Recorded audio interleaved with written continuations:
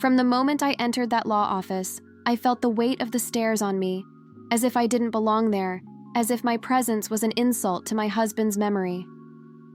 Margaret was sitting on the other side of the table, dressed in black, her hands resting perfectly on her expensive leather handbag, her lips curved in a smile that didn't reach her eyes.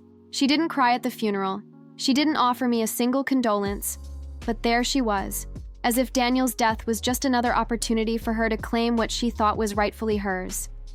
The lawyer, a middle-aged man with an impassive expression, began to read out the will, and I held my breath without realizing it. To my wife, he left the house, his savings and all his personal possessions. The words echoed in the room, and Margaret's smile faltered for a fraction of a second before she pulled herself together, her fingers tightening a little more on her handbag. She leaned back, as if she already knew that this was just a detail, that the real estate, the shares, the investments, everything she considered hers, was yet to come. But then the lawyer continued, and his voice changed slightly, almost as if he were holding back a smile. To my mother, Margaret, I leave this personal message. He slid an envelope across the table, and I saw her eyes narrow, her hand hesitant, as she took the paper, her fingers trembling as she unfolded the sheet. Her face, once so confident, turned into a mask of pure fury. She read in silence, her lips moving soundlessly, until she suddenly threw the letter on the table as if it had been burned. "Is this a joke?" she spat, her voice so full of venom that I almost recoiled. The lawyer, unperturbed, merely raised his eyebrows. "Daniel was very clear in his wishes, ma'am. He wanted you to know exactly how he felt." I took the copy of the letter he handed me, and my eyes ran over the words written in my husband's hand. That handwriting I knew so well. "Mom, if you're reading this, it's probably because you think you can take everything from my wife. But you were wrong. You spent your whole life controlling me, making me believe that I would never be good enough, but I found peace away from you. Everything I have goes to the woman who loved me unconditionally, something you were never able to do." The silence that followed was so thick that I could hear the blood pulsing in my ears. Margaret was paralyzed, her eyes fixed on the letter, as if she expected the words to suddenly change. Then, in a sudden movement, she stood up, the chair creaking against the floor. "This isn't over," she snarled, pointing an accusing finger in my direction. "You poisoned his mind against me. You'll pay for that." The lawyer intervened before I could reply, his voice calm but firm.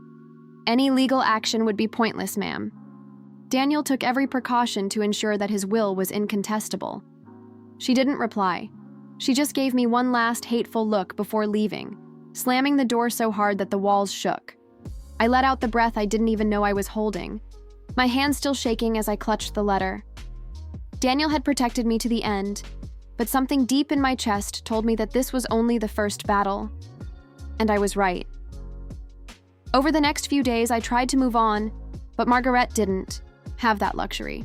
The calls started that same night, insistent, her number flashing on my phone screen like a warning. I ignored the first few, but after the fifth call, I picked up. "Do you think you've won?" Her voice came sharp, without greeting, without beating, around the bush. I didn't answer, and she laughed, a dry, empty sound. "You have no idea what's coming. That house, the money, everything should be mine. You were nothing before my son, and soon you will be again."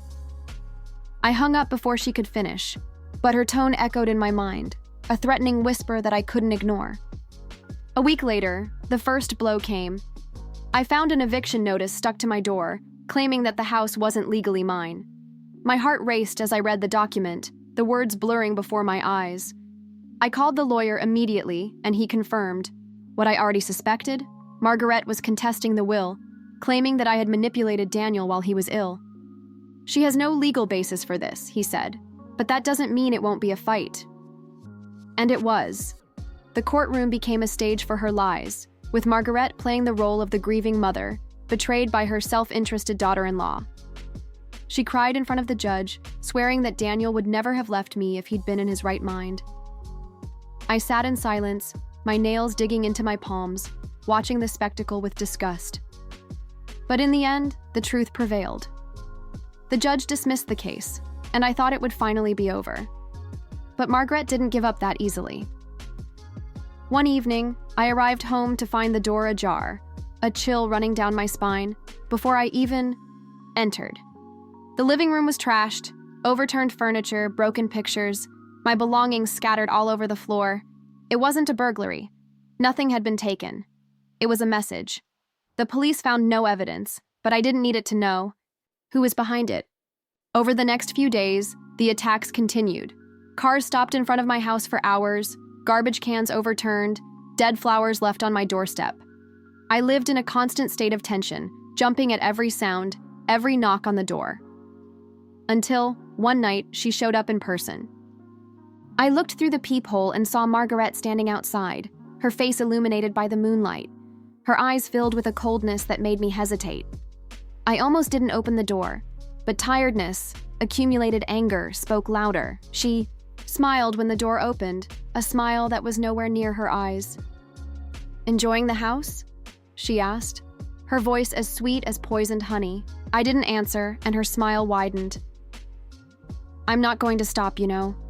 You may have won in court, but it's not over. You took my son from me, and now I'm going to take everything from you." Something inside me snapped. For weeks, I had lived in fear. But at that moment, looking at the woman I had dedicated a lifetime to controlling and destroying, I felt only one thing: tiredness. I took a step forward, reducing the distance between us. "Listen carefully, Margaret," I said, my voice firmer than I had expected. "You've already lost. Daniel saw who you really were, and he rejected you. This is my house. My life is mine. And you have nothing." For a moment, I saw something strange in her eyes, a glimmer of doubt, maybe even fear. Then she turned and disappeared into the darkness, but I knew it wasn't the end, and it wasn't. The next day, the lawyer called me, his voice tense. "Margaret has filed a new lawsuit. She's claiming that Daniel left her a secret will, one that gives her everything." I almost dropped the phone. "That's impossible," I said, but he continued. "She has a witness.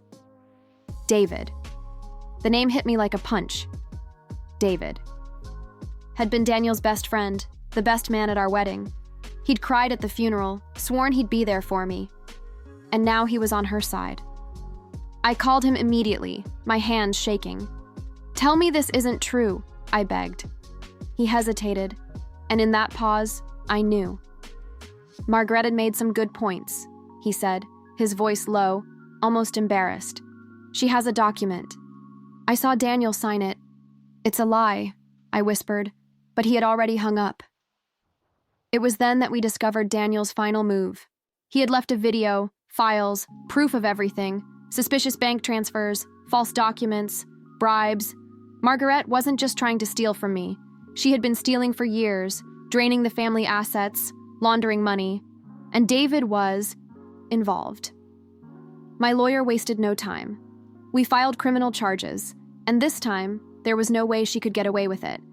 The trial was quick. Margaret was sentenced to 15 years in prison. David got 10, and I could finally breathe. Thalbarut.